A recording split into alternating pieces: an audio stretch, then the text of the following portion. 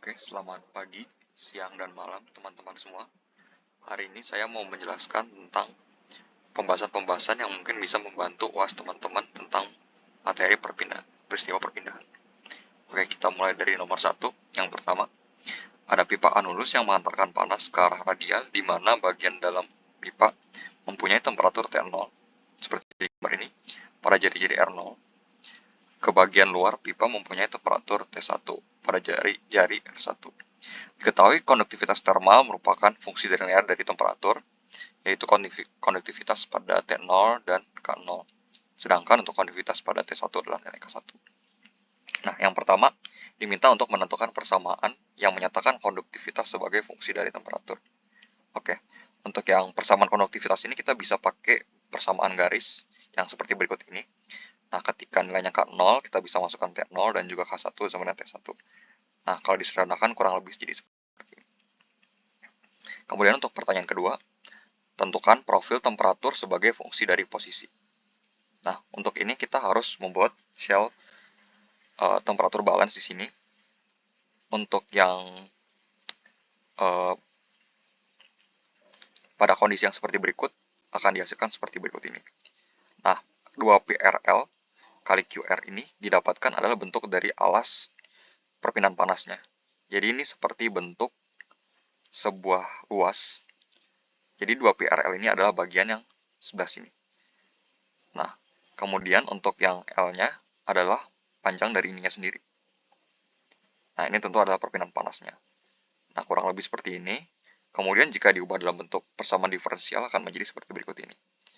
Nah, jadi si R QR ini kalau misalkan kita ubah akan menjadi RQR plus C1. Nah, C1 ini nanti kalau dimasukin si nilai R atau QR-nya akan menjadi R0 dan Q0.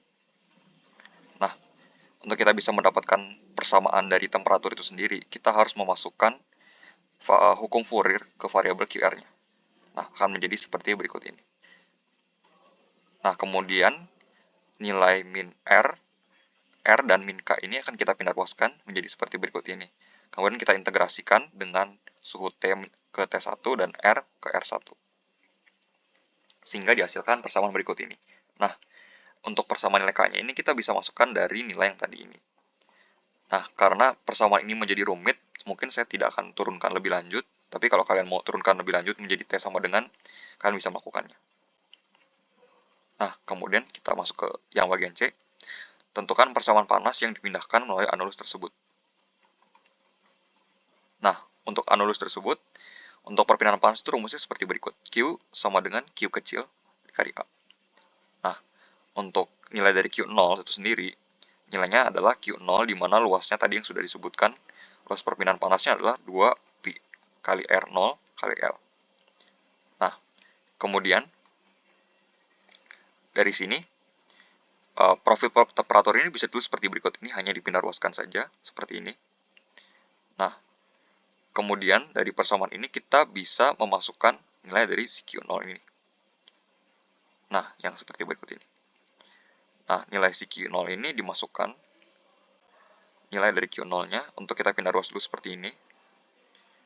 Jadi kita bisa mendapatkan nilai Q0 dari persamaan ini. Setelah itu kita masukkan seperti berikut ini. Nah, untuk ini nilai T dan T0 ini karena memiliki range ya. Seperti kita lihat di sini ada range-nya. Pertama range-nya adalah T0 dan T1. Jadi nilai si T-nya ini dimasukkan T0 karena nilai T1 ini sudah dimasukin. Nah, sehingga didapatkan persamaan Q0 sebagai berikut. Oke, kita masuk ke nomor kedua. Fluida Newton mengalir laminar di dalam pipa silinder berjari-jari R dan dipanaskan dengan temperatur konstan di mana T-nya nilainya TW. Sepanjang dinding, jaraknya adalah 0 sama dengan Z sama dengan L, untuk R sama dengan R besar. Oke, kita masuk pertanyaan pertama. Tentukan persamaan diferensial yang tidak perlu diselesaikan di sini untuk menyatakan profil temperatur itu sendiri. Nah, untuk yang persamaan diferensialnya, kita bisa menggunakan equation of change dari temperatur seperti berikut ini. Nah, kemudian persamaan ini kita bisa cek apa saja yang bisa dicoret. Yang pertama, kita bisa lihat ini, dt per dt, di mana di sini tidak ada perubahan terhadap waktu. Jadi suhu ini tidak mengalami perubahan terhadap waktu. Kita bisa coret. Nah, kemudian di sini aliran ini kan mengalir laminar pada pipa silinder berjari-jari R. Mungkin kita bisa lihat dari gambar sebentar.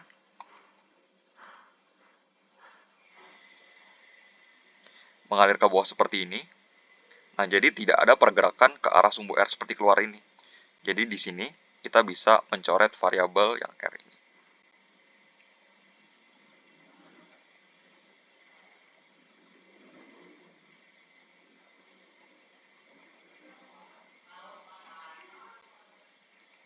Nah, kemudian di sini juga tidak ada nilai theta, jadi theta itu adalah aliran yang berputar searah itu, jadi kita bisa coret saja di sini. Nah, untuk nilai Vz dan dt per dz ini dibiarkan saja terlebih dahulu. Kemudian kita lihat yang ruas kanan di sini. Sebentar. Nah, untuk yang sebelah kanan ini kita bisa lihat untuk perpindahan panas di arah R. Di sini masih ada, karena di sini kan ada terjadi perpindahan panas untuk sumbu R itu sendiri. Kita biarkan saja terlebih dahulu. Nah, di sini tidak ada terjadi perpindahan pada sumbu rotasi. Theta ini kan sendiri adalah perpindahan panas terhadap sumbu rotasi.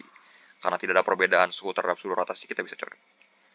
Nah, untuk nilai dari d kuadrat T per dz kuadrat, nilainya nih ada, tapi karena nilainya sangat kecil, kita kalau misalkan tidak ada keterangan di soal, kita bisa menganggap nilai ini sangat kecil dan dianggap 0. Nah, kemudian di sini untuk nilai mi pi per si v, atau yang kita kenal sebagai akibat dari gesekan, karena di sini temperaturnya konstan, kita bisa anggap di sini 0. Nah, sehingga kita bisa mendapatkan persamaan yang ada di bawah seperti berikut. Nah, seperti ini. Nah, kemudian kita masuk ke pertanyaan berikutnya.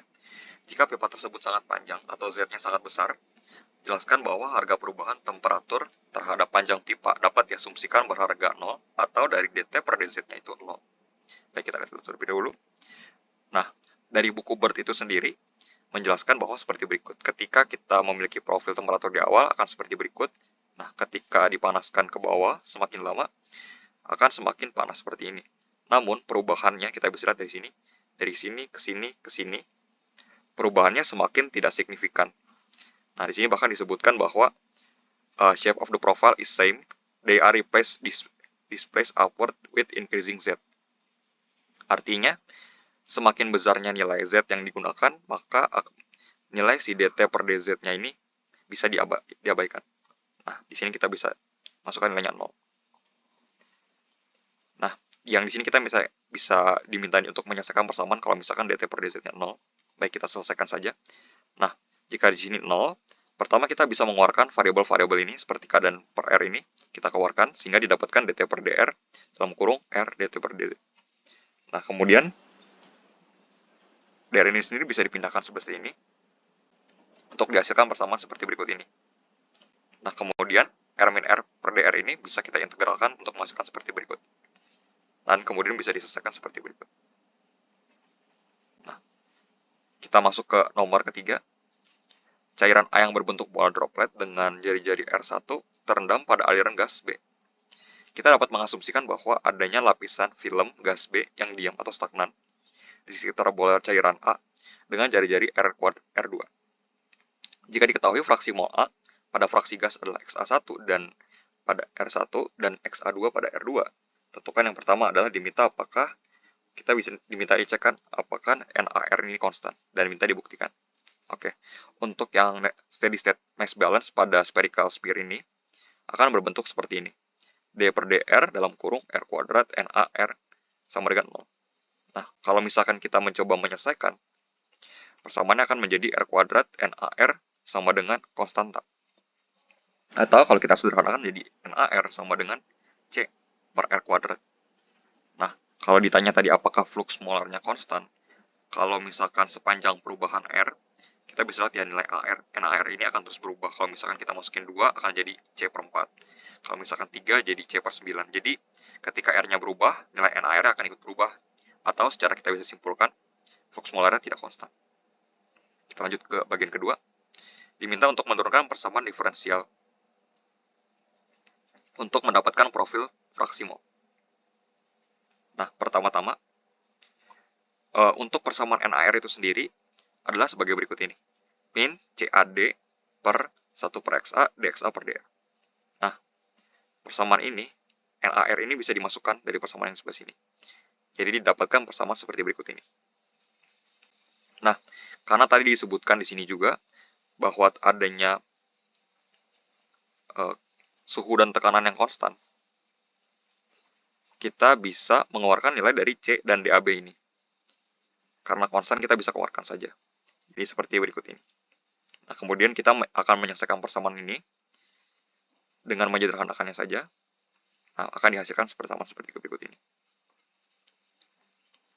Nah, kemudian kita di sini bagian C adalah diminta untuk mendapatkan kondisi batas yang berlaku. Karena sudah di state di sini, seperti ini XA1 sama R1 dan XA2 per R2, kita tinggal masukkan di sini saja. Ketika R sama dengan R1, XA-nya sama dengan XA1, dan ketika R-nya sama dengan R2, XA-nya akan sama dengan XA2. Nah, kemudian kita masukkan saja di sini. Nah, persamaan ini kalau misalkan kita integralkan, kita bereskan integralnya, akan menjadi seperti berikut ini. Kita akan mendapatkan dua jenis konstanta, yaitu C1 dan C2. Nah, di sini untuk mempermudah kita melihat bagaimana persamaan ini, kita harus mengubah dulu dari nilai C1 dan C2-nya menjadi bentuk len. Dan sehingga di sini juga C1 harus diubah menjadi K1 dan C2 harus diubah menjadi K2. Sehingga persamaannya menjadi seperti berikut ini. Nah, si len R ini kan di bawah ya, jadi kita harus kasih minus seperti ini. Jadi kita bisa membentuknya seperti ini. Kemudian ketika disederhanakan, kita bisa menghilangkan len-nya, sehingga persamaannya akan menjadi seperti berikut ini. Nah, kemudian kita masukkan fungsi batas yang pertama. Ketika X sama dengan XA1 dan R sama dengan R1, maka nilainya akan seperti berikut ini. Sedangkan kalau misalkan XA sama dengan XA2 dan R sama dengan R2, persamaannya akan menjadi seperti berikut. Nah, bagi persamaan yang ini di atas dan di bawah ini kita bagi, sehingga didapatkan seperti berikut. Nah, kemudian kita sederhanakan, kita lihat di sini, bisa K2-nya bisa dihilangkan, sehingga kita dapatkan persamaan seperti ini. Kemudian ini disederhanakan kembali, sehingga kita dapatkan persamaan seperti ini. Nah, dari persamaan ini kita bisa mendapatkan nilai K1, di mana pangkat dari K1 ini bisa diakarkan seperti ini. Nah, di sini kita bisa memperoleh nilai K1. Nah, K1 ini bisa digunakan untuk mencari nilai K2. Nah, K2 ini bisa dicari dengan memasukkan nilai K1 yang di sini ke sini. Nah, kita contohnya di sini kita akan masukkan ke bagian yang ini, 1 min XA sama dengan K1 min R1 per K2. Nah, nilai K1-nya dimasukkan menjadi seperti berikut ini, sehingga didapatkan nilai K2-nya seperti berikut. Oke. Nah, dari persamaan ini, kita kembali ke persamaan yang sebelumnya lagi, di mana nilai yang ini. Nah, karena kita telah mendapatkan nilai dari K1 dan K2-nya, kita bisa masukkan nilai K1 dan K2-nya. Nah, setelah dimasukkan akan menjadi seperti berikut ini. Nah, secara intinya ini cuma tentang penjabaran bagaimana untuk mendapatkan persamaan akhirnya. Nah, kurang lebih yang soal minta bentuknya kurang lebih seperti ini. Jadi pembentukan persamaannya disederhanakan akan menjadi seperti ini. Nah, selanjutnya kita bahas tentang nomor 4. Laju leaching senyawa A pada padatan diekstraksi dengan cairan B yang dapat diasumsikan bahwa dikendalikan oleh proses difusi melalui lapisan film berupa cairan yang stagnan dengan tebal θ sebelum masuk ke fasa ruahnya. Kelarutan molar senyawa A pada cairan B adalah Ca0 dan konsentrasi A pada fasa ruahnya adalah Ca0 θ. Proses ekstraksi ini disertai dengan reaksi persamaan laju persatuan volume sebesar Ra. Pertama, kita diminta untuk menentukan persamaan diferensial untuk profil Ca itu sendiri dengan menerapkan equation of change. Oke. Pertama, untuk persamaan equation of change, untuk yang profil itu kita bisa tuliskan persamaannya seperti berikut ini. Nah, sedangkan tapi ada sedikit catatan. Di sini kita harus mengganti nilai-nilai. Untuk bagian atas ini untuk fraksi massa, sedangkan diminta di sini adalah konsentrasi atau dalam fraksi mol. Sehingga kita harus mengubah semua fraksi di sini untuk menggunakan persamaan yang bawah. Nah, di sini juga kita bisa mencoret beberapa variabel yang di atas ini.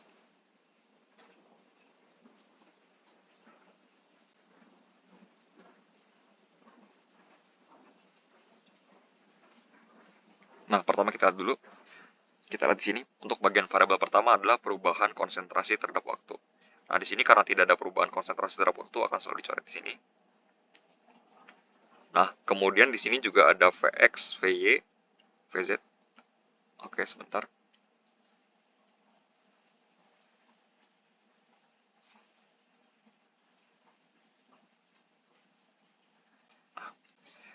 Kita lihat lagi gambarnya. Di sini kan sudah bisa dilihat ya, arah dari si cairan itu sendiri adalah arah ke sebelah sini. Sehingga tidak akan mengalami perubahan secara nilai X maupun nilai Y. Jadi semua untuk yang X dan Y ini bisa dicoret.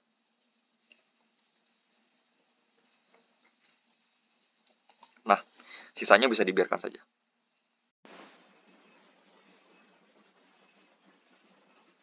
Oke. Sorry tadi ada yang ketinggalan untuk bagian yang seperti ini. VZ yang ini juga dicoret karena di sini dinyatakan bahwa pada dalam soal cairannya berupa stagnan sehingga tidak terjadi perpindahan pergerakan. Jadi di sini tidak ada pergerakan dari suku Z. Jadi sebenarnya liquid ini hanya diam saja, namun si bagian yang di kanan ini terus bergerak ke kanan. Jadi bisa secara langsung atau dibilang bahwa dari si VZ ini tidak ada. Jadi bisa dicoret.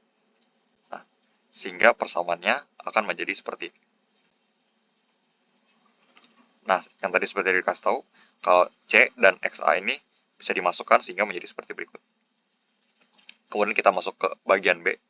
Bagian B ini kita diminta untuk membuktikan bahwa profil CA akan linear ketika tidak ada laju reaksi. Nah, begitu nilai RA yang kita buang, maka persamaannya akan menjadi seperti berikut ini. DA-nya kita bisa buang sehingga persamaannya menjadi seperti berikut ini. Nah, sehingga kalau misalkan kita lakukan turunan 2 kali, kalau misalkan kita turunan sekali, nanti kan dihasilkan C1. Nah, kemudian ketika C1 diturunkan lagi terhadap Z, akan dijadikan C1Z plus C2. Nah, sebenarnya di sini udah cukup, cuman kalau misalkan nanti diminta untuk menyelesaikan, kita bisa masukin nilai-nilai batasnya. Di sini kita bisa masukin yang CA sama dengan CA0 dan Z sama dengan 0. Jadi seperti berikut, dan ketika CA sama dengan CAQ dan Z sama dengan Q, seperti berikut. Ketika C1 dan C2-nya dimasukkan, nanti profil CA-nya akan menjadi seperti berikut ini. Oke, sekian dari saya. Mungkin kalau misalkan nanti ada pertanyaan, mungkin kalian bisa tanyakan melalui WA yang nomor bawah ini. Mungkin sekian dari saya. Terima kasih.